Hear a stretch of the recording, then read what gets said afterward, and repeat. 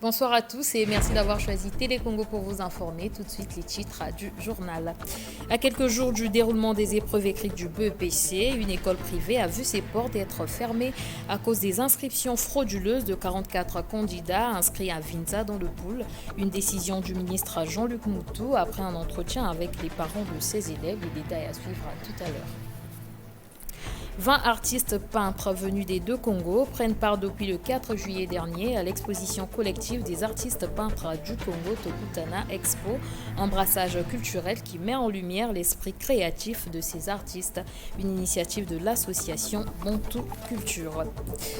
Invité du journal, Monsieur François Ngimbi, directeur général de la CREF. Avec lui, nous parlerons du communiqué qui invite les pensionnés de la CREF à prendre part ce lundi 8 juillet 2024 à une assemblée générale. Bonsoir Monsieur le directeur. Bonsoir. Et bienvenue sur le plateau de Télé Congo. Je vous retrouve tout à l'heure. Merci. À toutes et à tous, merci d'être avec nous. Les directeurs départementaux de l'environnement ont pendant 3 jours renforcé leurs capacités en vue de faire face aux enjeux environnementaux. La cérémonie de clôture a été patronnée par la ministre de l'Environnement, du Développement durable et du Bassin du Congo, Arlette Soudan-Nono, Naomi Manka et Ulrich Mabika. C'est une formation qui a permis aux directeurs départementaux de l'environnement de renforcer leurs capacités pour être à la hauteur des enjeux environnementaux sur le plan national et international au terme d'une formation de 3 jours. Ce, grâce à un partenariat entre le ministère de l'Environnement, du Développement durable et du Bassin du Congo, l'ambassade de France au Congo et le ministère français de la Transition écologique et de la cohésion des territoires. Vous avez bénéficié donc de l'expertise de l'inspectrice des installations classées du département de l'Oise, du département de France. À travers elle, vous avez pu prendre connaissance des nouveaux applications ainsi que des procédures et règles relatives. Vous avez élaboré sous son contrôle les fiches, outils et modèles de rapports d'inspection que vous avez eu l'avantage de tester au travers de simulations d'inspection réalisées sur 3 sites industriels sous son encadrement. Les attentes de la ministre après cette formation sont claires. Je vous demande dès à présent de mettre en application ce que vous venez d'acquérir afin d'améliorer vos interventions et votre suivi au quotidien de l'état de l'environnement et des activités dans vos départements. J'attends de chacun de vous de la célérité et de l'efficacité au niveau du travail administratif et des opérations de terrain pour atteindre les objectifs que nous nous sommes fixés. L'efficacité, voilà la norme au ministère de l'Environnement, du Développement durable et du Bassin du Congo, dirigé par la ministre Arlette Soudan-Nono. A pris part aux travaux de la première conférence internationale sur l'afforestation et le reboisement. La vice-secrétaire générale des Nations Unies, Amina Mohamed, a visité le parc national Kankwati-Douli, le 2e plus important parc du Congo après celui d'Odzala-Kokwa. Gustelle Claire Koudissa. Venue prendre part à la première conférence internationale sur la forestation et le reboisement, la vice-secrétaire générale des Nations Unies a, comme souhaité, visité le parc national de Kankwati-Douli ce samedi en compagnie des ministres Rosalie Matondo et Lydie Pongo. Situé à environ 130 km de Pointe-Noire, le parc national de Kankwati-Douli est le 2e plus important du pays après celui d'Odzala-Kokwa et il est le plus riche en biodiversité. Ça a été l'occasion à travers la conférence internationale reforestation et afforestation de rappeler que tous les États africains sont alignés sur cette question et la présence ici sur cet écosystème très très riche nous a permis de voir la conservation pratique. C'est une initiative très importante d'avoir lancé ces 10 ans Effectivement, au niveau international, il y a plusieurs initiatives sur lesquelles le Congo est présent, mais il s'agit ici d'une initiative qui est propre au Congo, propre au continent africain. L'enjeu, évidemment, dans cette initiative, c'est de réconcilier à travers 3 crises, la crise climatique, la crise de la biodiversité et la crise de la pollution, la question de l'économie. Le développement durable est un développement qui répond aux besoins du présent sans compromettre la capacité des générations futures. Cette définition faite par les Nations Unies trouve tout son sens ici, dans ce parc. Cette visite est importante aux yeux du monde. Le bassin du Congo a été longtemps oublié. Que nous ayons la caution même des dirigeants des Nations Unies. Parce que quand nous-mêmes nous disons les choses qui se passent dans notre pays, on a l'impression que les gens ne nous croient pas. Quand nous disons que le Congo a le faible taux de déforestation, le Congo a la plus grande capacité de conservation, les gens apparemment ne nous croient pas. Nous avons besoin de telles visites pour que de leurs propres yeux, les gens puissent croire. Cette conservation qui permet aux touristes de venir visiter et profiter de tout ce que nous avons pu conserver comme biodiversité au niveau de ce parc. J'ai une ambassadrice, et la plus grande des ambassadrices du monde, qui nous fait l'honneur de venir visiter ce parc, et elle est porte-parole de ce qu'elle a vu. Le parc national de Konkwati-Douli est à ce jour géré par l'ONG Noé. En culture, la ville de Brazzaville et le site touristique de Ngabé abriteront du 22 au 23 juillet prochain la 4e édition du festival Congo River Pool Malébo. Et à quelques jours de cette rencontre, les organisateurs étaient face à la presse pour présenter les activités programmées. Reportage Florent Ouélé. Le promoteur du festival Congo River, Vincent Kunda et partenaires, ont donné les éléments essentiels pour la bonne tenue de cette 4e édition, dont la première étape est prévue du 22 au 25 juillet prochain au site touristique de Ngabé et la seconde prévue, elle, du 26 au 28 juillet de cette même année à Kinshasa, capitale de la République démocratique du Congo. Il s'agit pour les participants de deux rives de mettre en lumière les valeurs intrinsèques de ce qu'ils ont en commun, à savoir le fleuve Congo. Nous, au niveau de Kinshasa, nous avons quand même commencé à communiquer et on a trouvé opportun de communiquer aussi pour que la population de Congo-Brazzaville puisse aussi avoir l'information et accueillir cet événement qui va s'organiser entre les deux rives. Co-organisateur de cet événement, le site touristique de Ngabé se dit prêt à recevoir les visiteurs. Avant de nous rendre à Ngabé, nous irons avec toute la délégation venue de la RDC et d'ailleurs faire un circuit touristique au niveau de Brazzaville. Nous avons ciblé 3 sites, à savoir le pont du Dué, le mémorial Père Savognon de Brazza et l'école de peinture de Poto-Poto. Ceux qui vont seulement rester à Kinshasa, le package c'est $500. Ceux qui vont assister rien que pour Brazzaville, c'est 300 000 par personne et 500 000 le groupe. Maintenant, ceux qui voudront participer à Brazzaville aussi à Kinshasa, en ce moment-là, au niveau de Brazzaville, vous allez payer pour un solo, c'est 780 000 s'il vous plaît. La première édition de ce festival a eu lieu en 2021 à Kinshasa et la toute dernière s'est tenue à Mwanda où le fleuve Congo vient chuter. Il reste qu'aux amoureux du tourisme d'emboîter le pas afin de découvrir les merveilles du fleuve Congo et les deux capitales les plus proches du monde.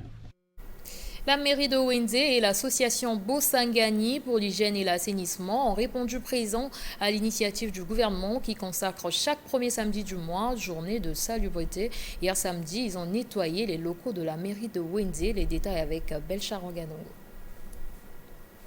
L'association Bosangani pour l'assainissement s'est fixée pour objectif de rendre les administrations publiques salubres. Après avoir travaillé avec succès à la mairie centrale de Brazzaville, ainsi qu'aux mairies de Filou, Bakongo et Makele-Kele, ses membres se sont une fois de plus mobilisés pour effectuer la même tâche à la mairie de Wenze. Les bureaux et les alentours ont été désinfectés, pulvérisés et désinsectisés. C'est une bonne initiative parce que ça fait quand même quelques années que on n'a plus vécu ces genres d'initiatives à part la période de la Covid où le service de hygiène était à pied d'œuvre pour pulvériser les administrations publiques.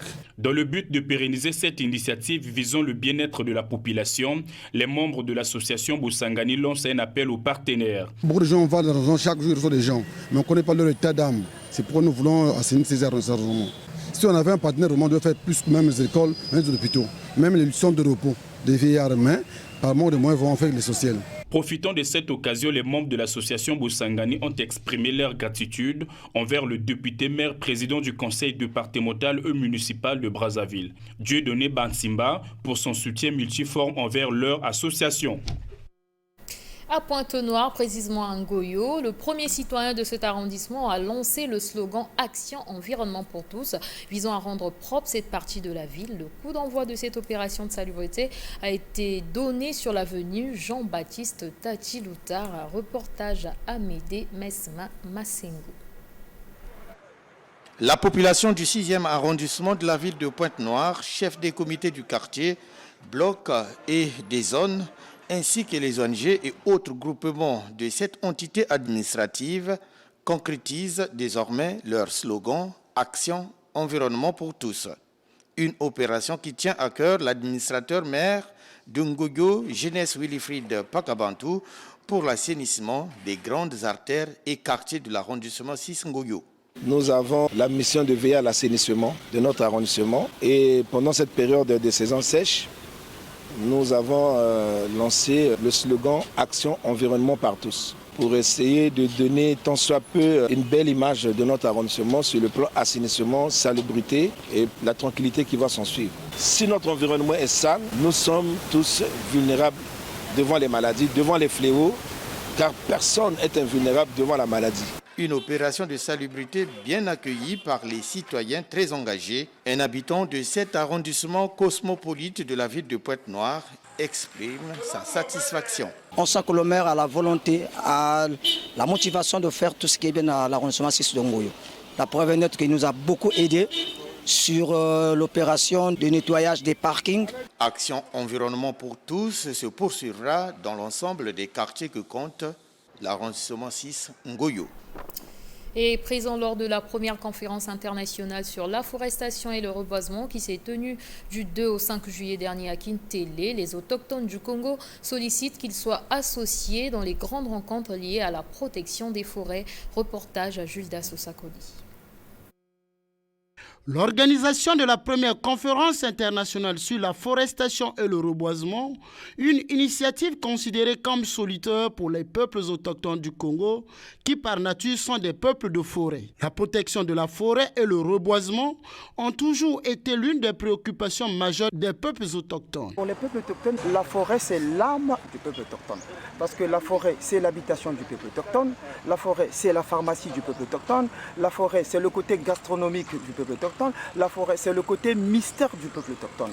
Il faut dire pour l'humanité. Les populations autochtones sollicitent la prise en compte de leur point de vue dans les grandes rencontres en lien avec la protection des forêts. Si nous voulons réellement et véritablement, honnêtement préserver la forêt, il faudrait qu'on puisse associer toutes les sensibilités. C'est-à-dire que les hommes intelligents, les scientifiques, les littéraires, les comédiens, les artistes, les peuples autochtones. Parce que personne n'a la connaissance de la forêt si ce n'est pas naturellement. Présents à cette conférence, ces Akas ont exprimé leur joie en esquissant quelques pas de danse.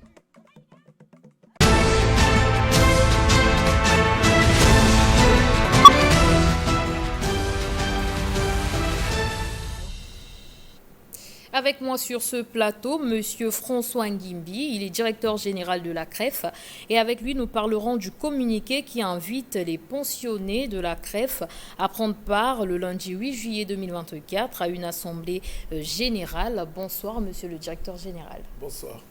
Nous vous avons fait venir sur ce plateau à cause de ce communiqué du collectif des retraités de la CREF qui appelle à une assemblée générale ce lundi 8 juillet 2024. Et chose curieuse, cette assemblée générale devrait se tenir à l'esplanade du Centre national de radio et de télévision, CNR TV. Un communiqué que je vais d'ailleurs lire tout de suite.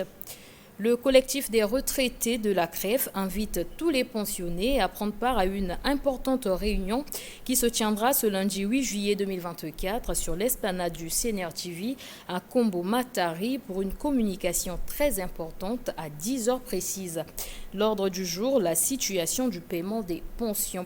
Alors, monsieur le directeur général, que se passe-t-il exactement? Oui, bonsoir. Merci pour votre invitation et vous voyez que, y compris avec l'autorisation de ma hiérarchie, c'est-à-dire le ministre d'État, ministre du Travail, j'ai répondu à cette invite de votre part, y compris parce que vous vouliez peut-être être assuré, puisque cette réunion est appelée à se tenir exactement devant vos locaux à la CREF, au ministère du Travail et notamment à la CREF.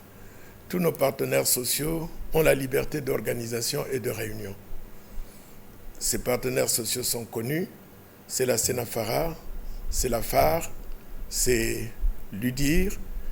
Dernièrement d'ailleurs, la Senafara et l'UDIR ont appelé à un sit-in devant la primature, ce qui a fait que le ministre d'État, ministre du Travail, en toute responsabilité, les a appelés à une concertation. Une séance de travail s'est tenue au ministère du Travail sous l'autorité du ministre du Travail, entouré naturellement du cabinet et de la direction générale de la CREF avec tous les partenaires sociaux, les trois, réunion au cours de laquelle nous avons examiné les questions de leurs légitimes, de leurs attentes, de leurs demandes, qui sont notamment la paye des pensions, qui sont la prise en compte d'un certain nombre de problèmes irrelatifs par rapport à leur existence arriérée et autres. Une commission technique d'ailleurs a été mise en place à l'issue de cela qui va commencer à travailler lundi. Nous nous sommes accordés, en tout cas tous sur ce point, et à notre grand étonnement, intervient ce communiqué qui apparaît ce matin sur la voie des ondes. Naturellement, en temps ordinaire, je n'aurais pas réagi parce que vous n'allez pas être en train de répondre à tout ce qui est sur la toile ou tout ce qui vient, mais dans ce pays, il vaut mieux quelquefois faire ce qui est excessif. Parce que où appelle-t-on les retraités? Devant la radio et la télé Congo, à 10 heures. Quel est ce collectif? Il ne s'est pas nommé, parce que son partenaire gère les intérêts avec nous des retraités. J'ai cité l'UDIR, la Senafara et la FAR. Ce collectif ne s'est pas nommé. Est-ce que c'est possible que demain à 10 heures, un certain nombre de retraités se retrouvent ici à Télé Congo? Oui, c'est possible. Et imaginez qu'il y ait des incidents. Qui en serait responsable? C'est pour ça que nous avons pensé, tenant compte de l'expérience de notre pays. Vous savez, la dernière fois quand j'ai pris la parole, je nous demandais si on avait besoin de dessins pour comprendre l'intérêt de la paix et du désordre dans notre pays. De la même manière, quand on se réfère à notre pays, ça paraît banal, mais nous ne savons pas quelle est l'intention, qu'est-ce qui anime ceux qui seraient membres de ce collectif qui appelle à manifester devant Télé Congo avec un incident possible, avec une répercussion ici à l'intérieur de Télé Congo. Qui sont-ils d'ailleurs et quelles sont leurs intentions réelles? Nous avons voulu, devant la communauté nationale, dégager toute responsabilité d'abord de nos partenaires sociaux, avec qui nous nous sommes concertés toute la journée, bien entendu, et qui devaient même prendre l'initiative d'un communiqué ensemble pour que, en aucun cas, ils ne soient concernés par ce qui pourrait se passer demain ici, afin que l'opinion nationale sache que ni les partenaires sociaux de la CREF, ni le ministère en charge du travail, et encore moins le directeur général de la CREF ou la direction de la CREF, n'est au courant de ce collectif. Qui sont-ils? Que veulent-ils? La République prendra ses dispositions pour que, bien entendu, elle reste protégée conformément aux lois et règlements et aux dispositions réglementaires. Voilà ce que je peux vous dire à ce sujet. Alors, monsieur et merci pour votre invitation à laquelle j'ai répondu avec plaisir. Monsieur le directeur général, pourtant ces mêmes représentants de ces retraités ont été reçus par le ministre d'État, ministre de la fonction publique et de la sécurité sociale. Devrions-nous comprendre au regard de ces derniers développements de l'actualité que le gouvernement n'est pas parvenu à rassurer ces retraités? Ce ne sont pas les mêmes. Le gouvernement travaille avec des partenaires sociaux organisés. j'ai cité la phare, la Sénafara, l'UDIR. Depuis 7 ans que je suis directeur général de la CREF, nous avons géré les moments les plus difficiles avec eux et cela s'est toujours passé en toute responsabilité. Bien entendu, je vous ai dit qu'on a eu à travailler sur ce point. C'est même un accord tout à fait qui donne des résultats puisque dès demain, 11h, lundi, une commission technique se met à travailler dans le sens de trouver les solutions pour qu'on arrive à soutenir, à accompagner le gouvernement dans la recherche des solutions par rapport à la paye de pension. Et en conclusion, monsieur le directeur général, que dites-vous ce soir aux retraités qui attendent leur pension? La même chose que je leur dis depuis au moins 6 ans et demi, depuis le jour où le président de la République, devant le Parlement, réuni en congrès, faisons le point sur l'état de la nation, a parlé personnellement de la question des retraites et des pensions. Ce n'était pas un appel qu'il faisait ou une invite, non. Il rappelait des dispositions légales et réglementaires, notamment que la pension, c'est un droit constitutionnel. Et que, parce qu'on a travaillé et on a cotisé. Et que l'apercevoir aussi, c'est un droit, parce que justement, on a cotisé. Donc, il faisait référence au décret 84-892 du 19 octobre 1984 et au décret 47-447 du 19 août 1987. À partir de ce moment-là, il y a une chose que j'ai toujours dite aux retraités, parce que la République, c'est aussi où une nation, c'est des repères. Nous avons le pays partenaire, le plus important partenaire de nous. Ce n'est pas ma question, mais je prends ça un peu comme illustration pour parler de cela. Un jour d'un 18 juin, un des leurs les a appelés, alors qu'ils avaient pratiquement la liberté perdue, à le retrouver pour que ce pays soit sauvé et sauvegarde la liberté. Pour moi, lorsque, en 2017, le président de la République a fait cette intervention devant le Parlement, réuni en congrès, il nous a invités tous, l'exécutif, naturellement le législatif, l'exécutif, et nous, les techniciens, de faire que nous utilisions absolument vraiment jusqu'à leur fin, tout le dispositif juridique, légal et réglementaire qui existe pour qu'on parvienne à trouver les solutions pour payer les pensions de manière régulière. Merci. Parce que les pensions découlent des salaires. Merci, donc, monsieur. ce que je vais leur dire, c'est que moi, j'ai toujours fait confiance, et c'est la vérité. J'ai toujours fait confiance à cela. J'ai fait confiance, le Premier ministre l'a rappelé en mars. Jusque-là, toutes les institutions ont des retards en avance sur la pension qui a toujours été pris en compte, et je pense qu'il y a un travail qui se fait et qui va permettre de faire qu'on arrive à la paye de la pension, et faisons-le en toute sécurité. Et surtout, la dernière chose que je peux dire, ne cédons pas à tous les appels qui viendraient de partout, en dehors des organismes qui les ont toujours représentés, avec lesquels nous travaillons la porte ouverte depuis 7 ans aujourd'hui, notamment la phare, l'UNIDIR et la Sénafara. Donc, s'il vous plaît, que demain, il n'y ait pas un retraité qui prenne le risque de venir sur l'esplanade de Télé Congo, parce que on ne sait pas qui a l'intention d'entrer à Télé Congo pour faire je ne sais pas quoi. Alors, merci, monsieur le directeur général. Nous avons reçu pour vous monsieur François Ngimbi. Il est directeur général de la CREF, et avec lui, nous avons parlé du communiqué du collectif des retraités de la CREF qui invite les pensionnés de cette caisse à prendre part ce lundi 8 juillet 2024 à une assemblée générale. Encore une fois, merci, monsieur le directeur général. C'est moi qui vous remercie. Merci. Sur le plateau de Télé Congo. Merci. Dans la suite du journal, à Ouesso, le chef de cabinet du préfet de la Sangha a donné le coup d'envoi du recensement des planteurs pour la cartographie des exploitations cacaoyères. C'était en présence du coordonnateur national du projet d'appui à la relance du secteur agricole. Commentaire à Prince Héritier Banaveli. L'inventaire des vergers et des producteurs de cacao qu'organise le projet d'appui à la relance du secteur agricole permet de réamorcer les activités de la filière cacao pour une production compétitive et respectueuse de l'environnement au nord du Congo en général et dans le département de la Sangha en particulier, avec l'appui de l'Agence française de développement.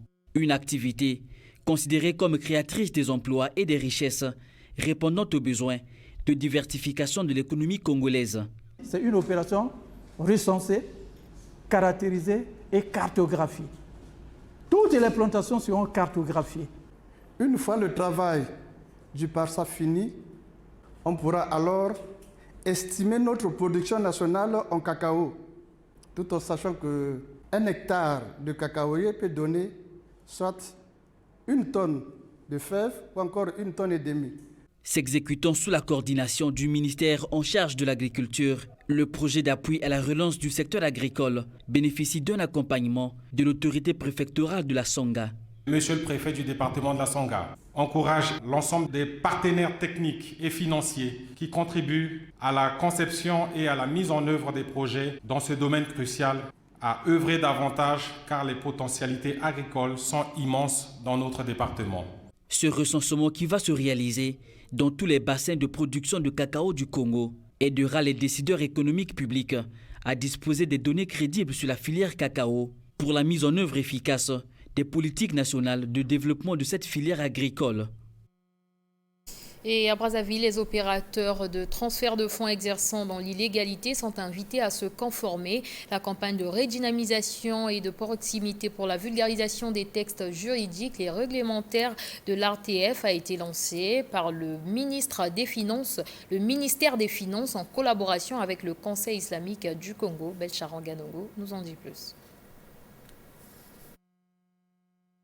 Le secteur de transfert des fonds est un domaine crucial susceptible de favoriser la création d'emplois pour les jeunes, en simplifiant les transactions et en améliorant la circulation financière. Le ministère des Finances, via l'Agence de régulation des transferts des fonds ARTF et le Conseil supérieur islamique du Congo a lancé ce samedi 6 juillet 2024 la campagne de redynamisation et de sensibilisation des opérateurs de transfert des fonds illégaux afin de les emmener à se conformer aux lois et règlements de l'ARTF. Nous les formons, nous les suivons pour les ramener vers le formel. C'est déjà une grande garantie quand vous avez l'État qui accompagne, qui joue le rôle du conseil, d'encadrement et du suivi. C'est pour leur montrer les champs d'action de cette activité parce que c'est un commerce. Cette initiative a déjà porté ses fruits durant la première phase lancée en 2023. Le choix du Conseil supérieur islamique du Congo est justifié. Nous avons des amis, pas seulement musulmans, mais des sujets qui ont accepté évoluer dans ce secteur. Nous avons constaté que beaucoup ont semblé ignorer et il habite dans chacun de ceux qui exercent toujours clandestinement la peur. Cette campagne est soutenue par la formation, l'encadrement et l'accompagnement. Après avoir lancé cette initiative à Brazzaville, ils envisagent de la pérenniser dans d'autres départements du Congo. C'est sous le thème jeunesse et entrepreneuriat que le sous-préfet d'Oyo a organisé récemment une rencontre citoyenne avec les jeunes. Les temps forts de cette rencontre dans ce commentaire qui porte la signature de Derrick Makebo. Conseiller, orienter et exhorter les jeunes de la sous-préfecture d'Oyo dans le département de la Cuvette à se lancer dans les activités productives afin de renforcer leur autonomie et pour qu'émerge une race d'entrepreneurs. Voilà le sens de la rencontre citoyenne que le sous-préfet d'Oyo, José Bernard Tchononzale, a organisée ce 5 juillet 2024 sous le thème « Jeunesse et entrepreneuriat ». Pour répondre aux attentes des jeunes, M. Denis Sassou Nguesso, président de la République, chef de l'État, lors des vœux à la nation, a décrété 2024 année de la jeunesse. Il ne s'agit pas de faire de cette déclaration un slogan à nos discours, mais plutôt d'identifier nos efforts à accompagner les jeunes dans leur éclosion en matière d'éducation, de formation et d'emploi. La fonction publique ne devrait pas être considérée comme la seule porte de sortie du chômage. J'interpelle donc votre conscience à réveiller le potentiel qui est en vous pour entreprendre dans divers domaines de création de richesses. Articulée autour des exposés suivis des questions-réponses, cette rencontre citoyenne a été une véritable occasion d'édification des jeunes de cette partie du pays. Aslang, Assurance Logique Nouvelle Gestion, c'est le nom d'une nouvelle compagnie d'assurance qui s'est ouverte au Congo. Son objectif est de développer une variété de produits d'assurance pour sa clientèle, surtout l'assurance maladie. Reportage à Léonard Pondy. Elle vient de démarrer officiellement ses activités à Brazzaville, ici précisément sur l'avenue Fulbert Youlou, à Makelekele. Assurance Logique Nouvelle Gestion, ASLO NG en sigle, propose aux clients toute une gamme de produits phares, particulièrement dans l'assurance maladie, telles les évacuations sanitaires ou la carte de santé. Les choses sont en train de s'améliorer au Congo. Je pense que les questions d'assurance maladie, déjà avec la CNCS, ce n'est pas mal, mais nous allons renforcer cet aspect de choses. En France, il y a ce qu'on appelle la carte vitale. Et j'ai pris des contacts avec des partenaires européens qui ont déjà expérimenté cela au Gabon. Et nous voulons amener ça ici, au Congo-Brazzaville. En dehors de cela, nous avons les produits phares que tous les courtiers d'assurance vendent auprès des clients. Des services qui revêtent un grand intérêt pour les transporteurs. Nous sommes heureux de ce que les offres que cette compagnie propose dans les modalités de paiement ou dans les avantages que nous pouvons obtenir, non seulement sur les assurances auto, mais aujourd'hui aussi sur les assurances individuelles. Parce que le chauffeur, quand il conduit lorsqu'il y a l'accident, l'assurance prend en charge le véhicule et les clients. Mais l'assurance ne prend jamais en charge le chauffeur lui-même. Et avec cette nouvelle compagnie d'assurance qui vient de s'installer, puisque nous avons cette option où le chauffeur peut être pris en charge, où individuellement il peut s'assurer pour qu'en cas d'accident, lui aussi se retrouve protégé. Pour nous, ce n'est qu'une bonne chose. ASLO NG dispose d'une autre agence située sur l'avenue Lutassi au plateau des 15 ans. Elle travaille en partenariat avec d'autres assureurs, notamment AGC, NCA et la AAC. Les jeunes Congolais sont appelés à investir dans la connaissance de l'intelligence artificielle. C'est l'invite du directeur général du Centre national de formation statistique, démographie et planification à l'occasion de l'atelier sur l'IA tenu du 5 au 6 juillet à Brazzaville. Prince Honneur Abanzonou pour les détails. Organisé par le Centre national de formation statistique, démographique et planification, en partenariat avec l'Endabax Congo, cette conférence sur l'intelligence artificielle vise à donner matière aux jeunes congolais de résoudre les problèmes locaux grâce à l'IA. Cette science moins connue du grand public est le pilier du développement numérique. L'IA est en passe de remplacer la main-d'œuvre humaine. L'intelligence artificielle IA n'est plus seulement un concept de science-fiction ou un luxe réservé aux grandes entreprises technologiques. Elle est devenue une composante essentielle de notre quotidien. Le Centre national de formation en statistique, démographie et planification a une profonde ambition de devenir un centre de référence en Afrique pour l'aide à la prise de décision informée. Au-delà des technologies et des algorithmes, il est primordial pour nous tous de veiller à une utilisation éthique et inclusive de l'IA.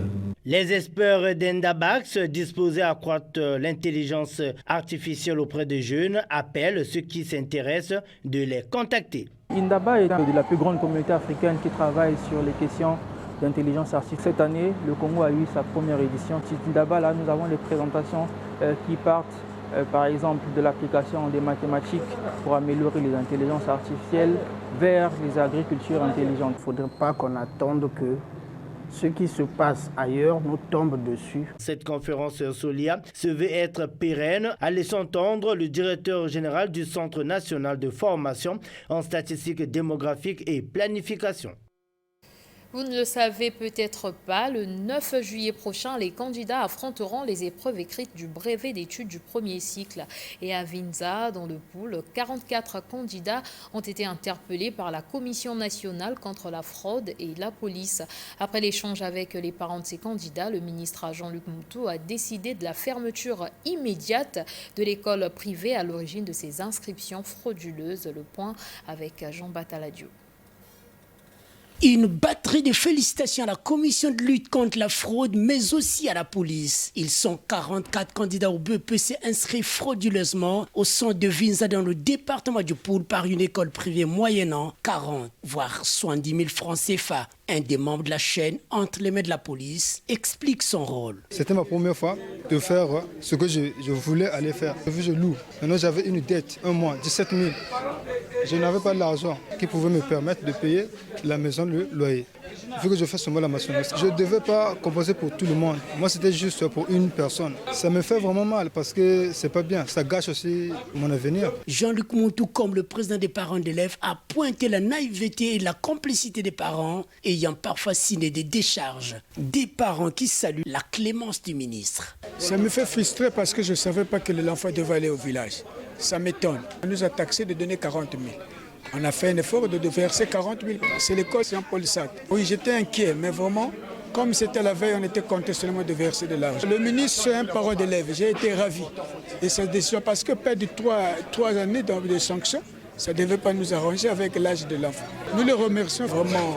De l'indulgence, c'est la formule pour épargner les candidats des sanctions. Les services de la cellule de la lutte antifraude en milieu scolaire a fait un énorme travail appuyé par les services de sécurité de notre pays pour démanteler ce réseau, le mettre hors d'état de nuire et reconsidérer en fait tout le dispositif qui a été mis en place dans le cadre de ce mercenariat et à notre niveau prendre quelques dispositions supplémentaires de façon à pouvoir faire composer ces enfants au niveau de Brazzaville à partir de mardi prochain. Il y a tout un corpus juridique qui existe en matière de transhumance et de fraude aux examens d'État. Nous nous appuyons sur tout cet arsenal pour porter les sanctions qu'il faut à cette organisation. Jean-Luc Montou a annoncé la fermeture de l'établissement scolaire situé dans le 7e arrondissement Filou et dont le promoteur est activement recherché par la police.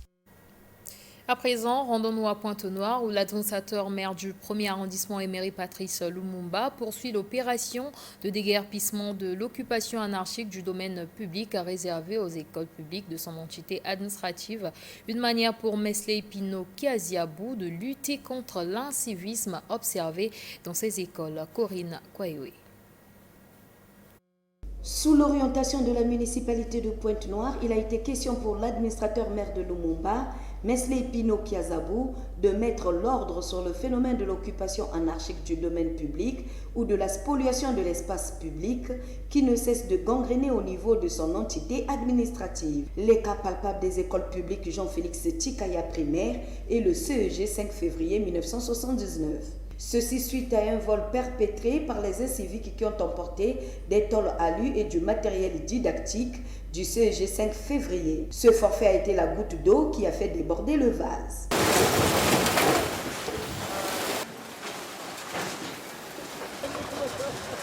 Cette situation ahurissante a mis en branle plusieurs services et partenaires de la municipalité en vue de déguerpir les 10 occupants anarchiques selon les règles de l'art. On a été ici la semaine passée à l'école 5 février de kilomètre 4. Il y a des habitants qui ont construit des débits de boissons dans l'école, des boucheries et des salles de jeu. Donc aujourd'hui, comme c'est le premier samedi du mois, nous sommes revenus pour terminer ce qu'on a commencé. Donc cela veut dire qu'on va casser. D'après Mesley Pino Kiaziabou, cette initiative est à pérenniser afin d'assainir et de libérer le domaine public. En santé, l'hôpital général Edith Lucie Bongo Ondimba Doyo organise la 2e édition des examens gratuits de coronarographie pour détecter et traiter les pathologies cardiaques. Pour cette édition, 34 malades sélectionnés dans tous les départements du pays sont programmés. Les détails dans ce commentaire de Derrick Makiebo. Galvanisé par son plateau technique performant qui lui permet d'être à ce jour la seule formation sanitaire en République du Congo à pouvoir réaliser les examens de coronarographie, l'hôpital général Edith Lucie Bongo Ondimba Doyo mène depuis ce samedi une véritable action philanthropique en réalisant gratuitement la 2e édition de coronarographie. La coronarographie, c'est un examen paraclinique réalisé chez tout patient présentant des problèmes cardiaques, notamment au niveau des coronaires. Lorsque vous êtes hypertendu, présentant des douleurs thoraciques, notamment au niveau de l'hémithorax gauche, vous êtes hypertendu, vous êtes diabétique, voyez votre cardiologue, en principe, il doit vous prescrire cet examen. Et l'hôpital général Éduc Lucie Bongo est le seul établissement de santé au Congo qui peut pratiquer cet examen. Les malades ayant des cardiomégalies, ce qu'on appelle les gros cœurs, ils peuvent venir pour qu'ils s'inscrivent, voir avec leur cardiologue, pour que nous puissions poser ces dispositifs au niveau de leur cœur. En organisant la deuxième édition des examens en coronarographie, l'hôpital général Édith Lucie Bongo Onzimba crée aussi une occasion du transfert d'expertise entre ce Congolais évolue en France et ceux qui évoluent au pays. Cuvette, le comité de direction de l'hôpital général 31 juillet 1968 d'Oando a tenu sa session ordinaire au programme l'approbation de plusieurs affaires dont le rapport d'activité annuel 2023 et l'immatriculation de 82 dossiers des agents contractuels de cet hôpital. Merlo Libali.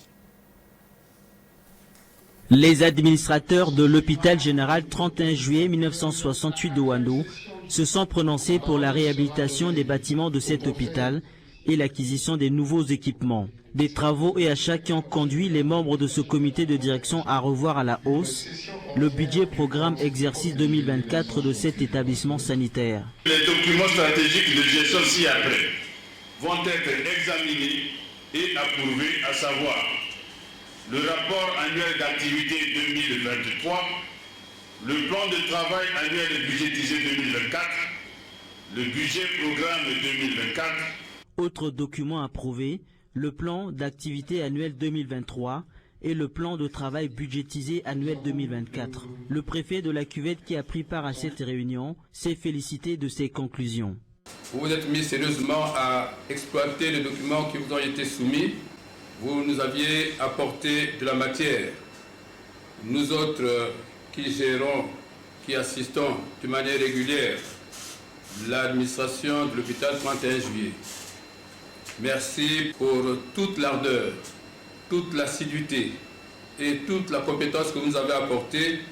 Les gestionnaires ont exhorté l'équipe dirigeante à rappeler à l'ordre les agents qui brillent par l'absentéisme au travail et ont immatriculé 82 dossiers des agents contractuels à la Caisse nationale de sécurité sociale. Dans la chronique des quartiers de ce dimanche, nous parlerons des eaux usées que les Congolais déversent dans les rues sans se soucier des passants et de la santé du voisinage. Comme chaque dimanche, monsieur chronique des quartiers Ordel Biakoro Malonga est avec moi sur ce plateau. Bonsoir Ordel. Bonsoir Vinilad. Alors, qu'avez-vous constaté dans les quartiers en parlant des eaux usées que les Congolais déversent dans les rues? Alors, Benda Dondaï, vous savez, dans tous les quartiers ou presque de la capitale, donc Brazzaville, les Congolaises et les Congolais ont développé la très mauvaise habitude de déverser, sinon de renverser, fidèles téléspectateurs de la chronique des quartiers, les eaux domestiques usées dans les rues, éclaboussant parfois les passants. Papa, pardon, traduisez en français, fidèles téléspectateurs de la chronique des quartiers. Toutes mes excuses, chers messieurs, je ne me rendais pas compte que vous étiez en train de passer quand j'ai décidé d'ouvrir le portillon pour aller déverser les eaux usées de ma cuisine dans la rue. Mais là, il s'agit d'un monsieur qui était sur son 31, comme tout bon Congolais, qui va au boulot, donc il est propre. Il était obligé de repartir chez lui à la maison, s'échanger afin de repartir à nouveau au boulot. Ce n'est pas normal. Et quand on parle des eaux usées, il s'agit aussi de ces eaux-là qui viennent des douches. Vous savez, chez nous, dans nos quartiers, il y a une sorte de trou que l'on met toujours dehors, hors de la parcelle. Et ce trou accueille, on va dire, sinon on reçoit les eaux usées. Quand on se baigne, eh bien, ce qui se passe, c'est que ces eaux-là, malheureusement, exposent nos enfants qui jouent, comme on dit chez nous, au lipato dans la rue, à plusieurs maladies. Ça expose aussi les enfants qui jouent en cette période, par exemple, de vacances, au moins à foot, donc dans nos quartiers, dans nos rues, a aussi des maladies, parce que vous voyez un enfant qui joue au football, il est tellement pris par la passion que quand un ballon va finir sa course dans une sorte de trou qui reçoit les eaux usées, eh bien qu'est-ce qu'il fait? Il les suce simplement avec les mains, ne sachant pas qu'il s'expose à plusieurs maladies. Et quel est l'impact des eaux usées que l'on jette dans les rues sur la santé des Congolais? Très bonne question, Bendad Ondaï. Vous savez, dans les quartiers comme Mungali, Wenze ou encore Poto, qui sont des zones d'habitation humides par endroits, il faut le dire, fidèles téléspectateurs de la chronique des quartiers, là-bas, les gens ont même pris une habitude normale de cohabiter avec les eaux usées. Vous voyez, il y a des quartiers, dans Wenze par exemple, où la cour a été recouverte des eaux usées, ça n'inquiète absolument personne. on boit, on mange à côté des eaux usées, on se permet même de faire la cuisine à côté de ces eaux-là, alors que c'est très dangereux pour la santé. Et selon des spécialistes, les médecins en tout cas, ils disent que ces eaux pourraient exposer ceux qui les côtoient bien entendu à des maladies comme le choléra. Il y a aussi le fait que ces eaux-là facilitent la circulation des virus et des bactéries, cas de l'hépatite. Donc il s'agit là vraiment d'un réel danger pour les populations. Et que doit faire l'État et que proposez-vous aux ménages?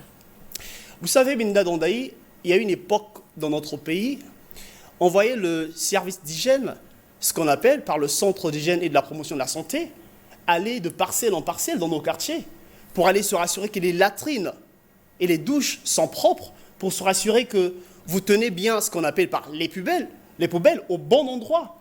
Et à cette époque-là, quand le service d'hygiène passait chez vous, on se rend compte que votre maison n'est pas propre, vos latrines ne sont pas propres, on infligeait une amende donnée. Peut-être faut-il repartir aussi, sinon faire un flashback à cette époque-là, en réadaptant de nouvelles mesures à la nouvelle situation actuelle, en tout cas, aux autorités de mûrir la question sur ces mesures à prendre actuellement, aux ménages, principalement aux femmes.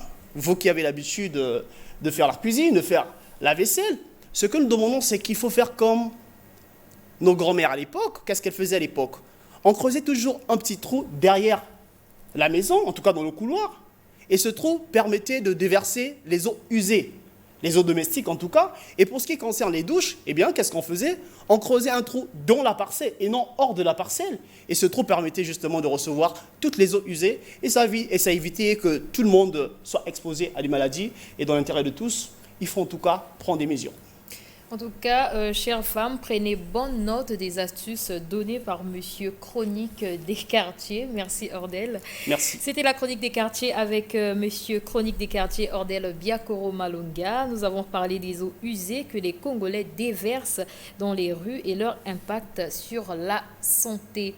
Dans le reste de l'actualité, clôture ce week-end des travaux de la première session extraordinaire administrative du conseil municipal de la commune de Kintélé. 8 jours de travaux qui ont permis aux élus locaux d'adopter les 15 projets de délibération soumis à leur approbation. Reportage à Ivry Chartombé. 15 projets de délibération ont été adoptés. C'est la moisson issue des travaux de la session extraordinaire dite administrative du conseil municipal de la commune de Kintélé. Les travaux en commission ont porté sur le traitement des projets de délibération ci-après. Projet de délibération portant modification de la délibération sur l'exploitation des produits de carrière dans la commune de Kintélé, sur l'infraction des cimetières non clôturés, sur les taxis-motos dans la commune de Kintélé, sur l'accostage des bateaux, baleinières, micro-pousseurs, pirogues motorisées et les barges dans les ports fluviaux de Kintélé. La présidente du conseil apprécie la qualité des résultats obtenus. Je tiens à féliciter les distingués conseillers municipaux pour leur disponibilité et leur ardeur dans le traitement des affaires soumises à leur examen par le bureau exécutif. J'adresse également des félicitations à chacun des membres de la commission des affaires administratives et juridiques, la CAJA, pour le travail abattu et les résultats auxquels nous sommes parvenus. Ayant toujours à l'esprit les prescriptions de son Excellence M. Denis Sassou Nguesso, président de la République, en matière de décentralisation contenue dans son projet de société, ensemble poursuivant la marche. Stella Smine Sassou Nguesso invite les conseillers à s'investir davantage dans la réalisation des plans d'action 2024 de la commune de Kintélé. Département du Niari, les élus locaux ont également examiné et adopté les projets qui leur ont été soumis à l'issue du conseil départemental. Joseph Kondi nous en dit plus. Les conseillers départementaux ont examiné et adopté, entre autres, le procès-verbal de la deuxième session ordinaire budgétaire de février dernier, le rapport d'activité du bureau exécutif de mars à juin 2024. Ils ont fait le point d'exécution du budget primitif exercice 2024 de janvier à juin de l'année en cours. Ils ont examiné et adopté le projet de délibération portant structuration des comités de gestion de santé et des comités de gestion des établissements scolaires au Niari. Recommandations sur la poursuite des contacts avec les services générateurs des recettes, la négociation avec les services de la gendarmerie et de la police, afin d'obtenir le recouvrement total des recettes. Clôturant les travaux qui se sont tenus malgré la conjoncture financière difficile, Armand Moudi Mafumbu, président du conseil départemental du Niari, a exhorté les conseillers à mettre tout leur poids sur la balance afin de relever les défis du développement du Niari qui se présentent à eux. Une course est lancée à l'échelle de notre département pour accélérer la mutation de nos échanges et de nos modes de production. C'est pour cela que le Conseil devra être un véritable acteur de développement local. Au niveau de chaque circonscription, de chaque village, pour transformer les prises de conscience en prises de responsabilité et de décision. Les directeurs départementaux de l'enseignement, de l'environnement et le représentant des mines et géologie ont été auditionnés au cours de cette session. Venons-en à la présentation du livre intitulé « L'histoire de Denis Sassou Nguesso de Mukanda Mabonzo au cadre et militant du Parti congolais du travail ». Une cérémonie présidée par Axel Armandinga Makanda, secrétaire permanent du PCD en charge des ressources humaines. Goteni Onzenzele. Dans ce livre de 38 pages, Mukanda Mabonzo Lefo retrace l'itinéraire de l'histoire de Denis Sassou Nguesso. Une histoire contée sous forme de dialogue entre les enfants et un oncle, soutenu par des illustrations dont le personnage principal s'appelle Denis Sassou Nguesso. L'auteur met en lumière la vie de l'enfant, de l'élève, du militaire, d'homme d'État et enfin du président du Congo. Présentant son ouvrage devant les militants du Parti congolais du travail, Mukanda Mabonzo Lefo, conscient du rôle joué par le Congo pour la libération de l'Afrique australe, avec l'abolition de l'apartheid en 1991, a salué l'engagement des présidents Marien Ngouabi et Denis Sassou Nguesso à travers plusieurs actes diplomatiques de grande portée. Pour conclure, je voudrais remercier tous les leaders politiques et communautaires et le peuple de la République du Congo, vivants et ou décédés, qui ont travaillé aux côtés du feu de son Excellence le camarade président Marien Ngouabi et de son Excellence le camarade président Denis Sassou Nguesso, pour leur contribution à l'instauration de la paix en Afrique australe en général et en Afrique du Sud en particulier. Professeur Regina Véronique Odjola, qui a fait la revue du livre, a retenu du parcours de Denis Sassou Nguesso l'engagement, la cohésion et l'ordre dans tout ce qu'il entreprend. Pour le Parti congolais du travail, les écrits de cet auteur viennent réveiller la mémoire collective des militants de cette formation politique, car ils sont significatifs. Ce livre vient réveiller notre mémoire, qui d'autre que nous devrait veiller à garder vive la flamme de l'action entreprise par le président Denis Sassou Nguesso pour porter le Congo et l'Afrique au firmament des nations et du monde. L'histoire de Denis Sassou Nguesso a une portée politique et diplomatique. Elle a déjà atteint plusieurs écoles et bibliothèques en Afrique du Sud, selon l'écrivain. Je le disais en titre, à la deuxième édition de l'exposition collective des artistes peintres du Congo, Tokutana Expo a ouvert ses portes jeudi dernier autour du thème jeunesse et traditions africaines, organisée par l'association Bantou Culture. Cette rencontre a regroupé les artistes peintres de Brazzaville, Pointe-Noire et de la RDC. Reportage à Larson Mabona. Peintres venus de Brazzaville, Pointe-Noire et de la République démocratique du Congo ont pris part à cette deuxième édition de l'exposition collective des artistes peintres du Congo. Un véritable rendez-vous culturel consacré à l'art contemporain met en lumière la création artistique de ces peintres avec des styles variés, de l'abstrait, du réalisme et du cubisme. Ces œuvres plongent le public dans un univers imaginaire. L'art a ce pouvoir unique de transcender les barrières, de nous unir dans notre diversité et de nous faire réfléchir sur notre identité commune. Chaque tableau exposé ici est une fenêtre ouverte sur l'âme de notre pays. Pour le président de l'association Bantou Culture, Chirel Ochamingi, cette rencontre culturelle se veut un cadre d'échange et de partage d'expériences entre artistes. Notre ONG a toujours eu le mérite de jouer sa partition lorsqu'il s'agit de la culture, comme son nom l'indique. Conscient de la valeur de la culture et son importance, Bantu Culture promet de faire de la culture congolaise un véritable levier de développement économique en accompagnant le projet de société, le chef de l'État, grand mécène, grand protecteur des arts et des lettres qui ne cesse d'exhorter à la redynamisation de la vie culturelle au plan national. Initiative appréciée par les artistes peintres. J'encourage notre président de l'association pour cette initiative de voir ces jeunes peintres devant le public appréciés par leurs œuvres. La deuxième édition de l'exposition collective des artistes peintres du Congo, Tokutana Expo, autour du thème jeunesse et tradition africaine, se déroulera jusqu'au 5 août prochain au hall de l'hôtel Pefako Maya Maya.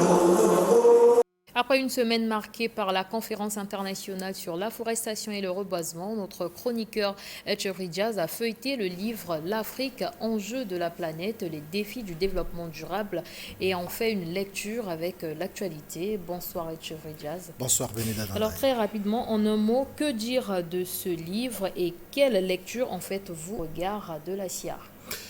Merci, on va aller rapidement comme d'habitude. 263 pages co-éditées en 2009 chez Respublica et Jacques-Marie Lafont. Cet essai signé Denis Sassou Nguesso, on peut dire, est une espèce de gyrophare qui essaie d'alerter l'humanité sur sa déchéance tout en positionnant ou repositionnant l'Afrique comme le phare pouvant illuminer la marche vers le développement. L'auteur, oui, est un chef d'État, c'est le président de la République du Congo, mais il y use à aucun moment de la langue de bois. Au contraire, il présente les choses, il présente les faits comme ils sont. Lui-même, Denis Sassou Nguesso, s'affirme comme fils de la forêt, comme enfant de la forêt, magnifiant ainsi Mère Nature. Ce que Denis Sassou Nguesso essaie de dire dans ce livre, l'homme est devenu, depuis bien des temps déjà, ennemi de la nature. Et donc, l'auteur plaide pour une réconciliation. Pages 32 et 33, il démontre que la forêt est le poumon de la planète, mais aussi qu'on n'échappe pas à la forêt. Donc, il faille repartir, retourner vers les fondamentaux, vers les valeurs, vers les fondements. L'homme a fini par détruire la planète pour sa quête de développement. Mais les Bantous, le Muntu, l'Africain vouent un respect à la nature. Et ces valeurs sont en quelque sorte l'apanage du continent noir. Comme il le dit dès la partie 1 de cet essai, au commencement était l'Afrique. Alors Jazz, je l'ai dit tout à l'heure, nous sommes pris par le temps. J'espère que nous allons revenir dessus le dimanche prochain. Mesdames et messieurs, c'est la fin du journal. Merci à vous de l'avoir suivi. Au revoir et à dimanche prochain.